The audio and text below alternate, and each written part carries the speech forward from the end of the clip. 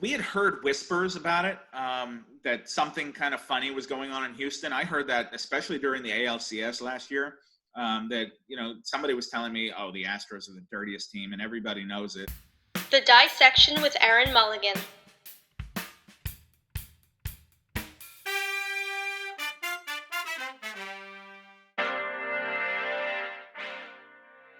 What would you say has been your biggest obstacle in your career so far?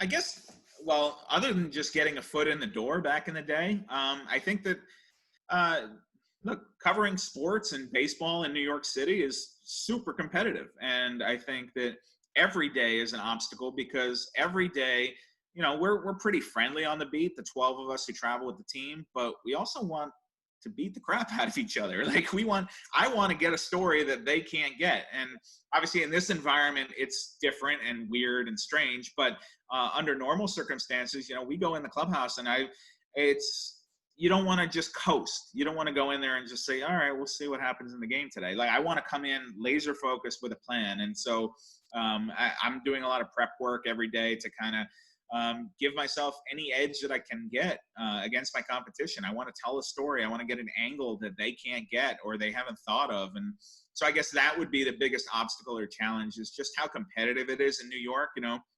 A lot of teams have maybe one or two reporters who travel with them in major league teams. And here we've got a dozen. So I think that everything's just amplified and louder in New York.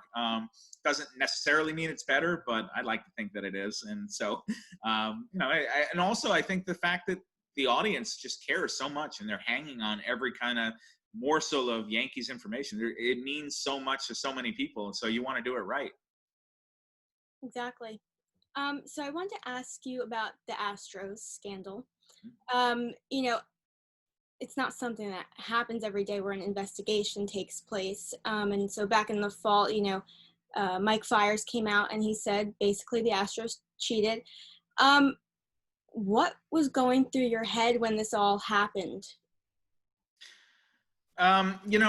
We had heard whispers about it, that something kind of funny was going on in Houston. I heard that especially during the ALCS last year, that, somebody was telling me, oh, the Astros are the dirtiest team and everybody knows it. And it's like, okay. So you tuck that away. But, and the players had heard it too. The Yankees had complained about kind of funny things happening with the Astros, but nobody had the smoking gun until Fiers spoke out. And so, that's when it goes from the whispers to, oh, this is a real thing. And like, they're going to react to this. And so just seeing how that all played out, it's just, it was a crazy time.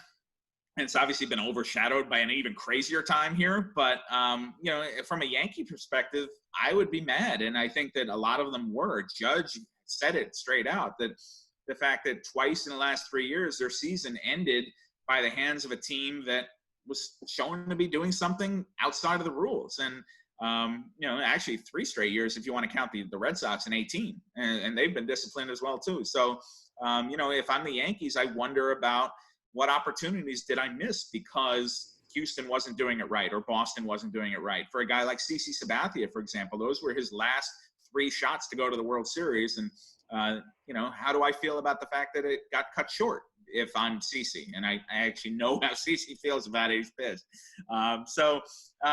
There's nothing you can do to go back and roll the clock back and get those teams on the field again. But I think you're always going to have to look at those years with a little bit, I don't want to say an asterisk, but sure. I mean, you just know that it's tainted, I think, in my opinion, at least in 2017 for the Astros, that should be tainted because, we've got the evidence of what was happening that year. And so, I think that it would have been very interesting to see how the Astros would have been treated this year had it gone on as scheduled, because I think they were headed for probably the most miserable 95 or 100 win season that you can imagine, because we were seeing it even spring training. You've got these kind of crowds of 7,000 or 8,000 people, and they're mostly retirees, and they're just happy to be in the sun, and they are booing the Astros like loudly. So if that's what's happening in West Palm Beach, I can't imagine what Yankee Stadium would have been like with 48,000 people. I know. I was watching all of it on Twitter. It was So I have just a couple fun questions for you. Who is the worst player to interview? Not necessarily, not nice, but maybe just didn't give you a whole lot of content, maybe. I mean, there's been a few of them. It's not for everybody. Some guys are just uncomfortable with the media. Worst interview. Yeah. I got to be careful what I say here, but I don't think it's any secret that Randy Johnson was a tough interview during his time in New York, especially. There were days where Mike Mussina was prickly and tough. He was a tough interview as well, and I've actually, now that he's been retired, I've enjoyed talking to him more. But during his playing days, that could be a tough one. Alex Rodriguez was a tough one for a long time. He's another one who now that he's retired, he's very accessible. And the thing with Alex was he was tough to pin down, and if he didn't want to do it, it was very difficult. But then if he was in the mood to talk baseball, he would just be expansive, and he was a fantastic quote.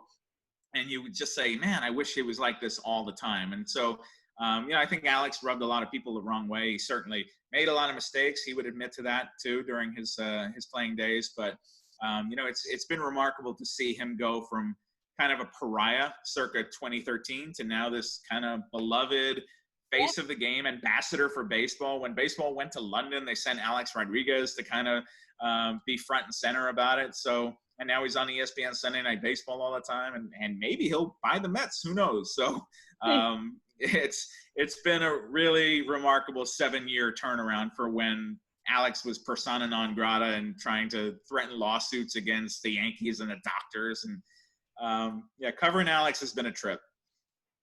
Who is the best to interview? I always, people always ask who my favorite players were, and I think Johnny Damon has to be close to the top of the list. Johnny was always thoughtful and accessible, and that's really what you want when you're in a clubhouse. You want a guy who will actually, first of all, be there, and second of all, think about what you're asking him and actually give you an answer other than just kind of these cliches that you've heard a million times before. I have so many favorite players. I love talking to Mariano or Derek or Posada was always great. If you ever needed an unfiltered quote, Posada was great at that, especially when things weren't going well. When a lot of guys would couch their words, Posada was not one of those. He would just give it to you straight. And so if the Yankees had lost 5 in a row, you wanted to go to Posada's locker. Like, you wanted to talk to him. And on the current team, Judge has been really good. Brett Gardner is one of my favorites. Just trying to think around the team here.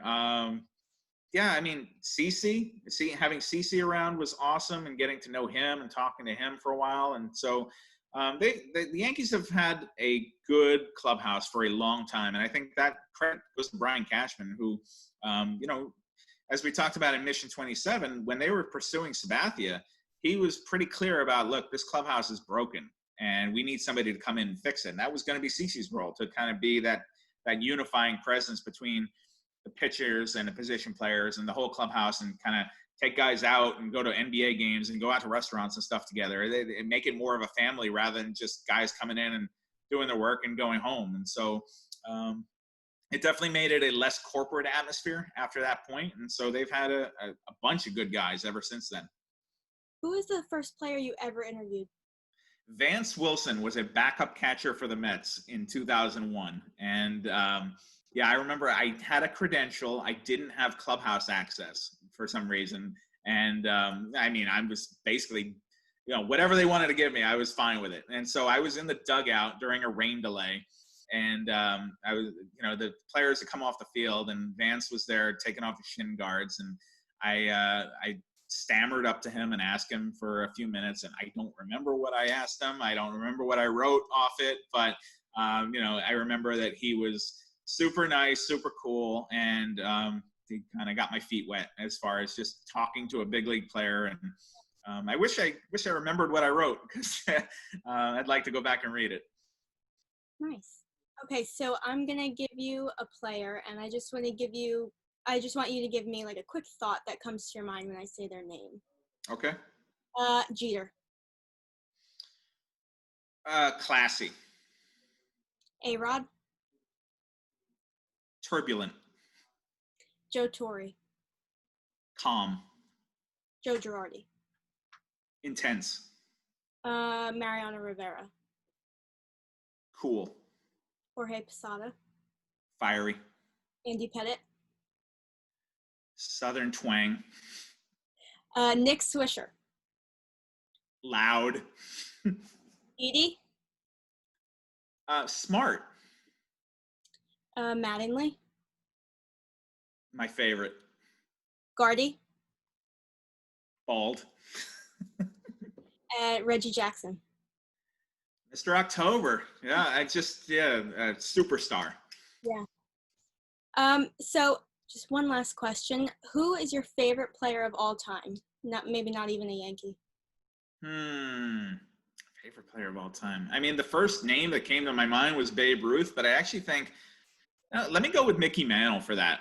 Like, I just think Nick was a superstar and so such an icon of that generation. And I never got to talk to Mickey, but I did get to interview Whitey Ford, and that was kind of like going in a time machine. It was like sitting down with Frank Sinatra. It was cool, just kind of touching that era for a minute, and just kind of hearing some stories about the 50s and the 60s and what it was like around that team. And you can kind of imagine what it would have been like to be around the Yankees in that era. And so that was cool, very cool. One of my career highlights for sure, interviewing Whitey Ford. But I think hanging out with the Mick would have been really cool.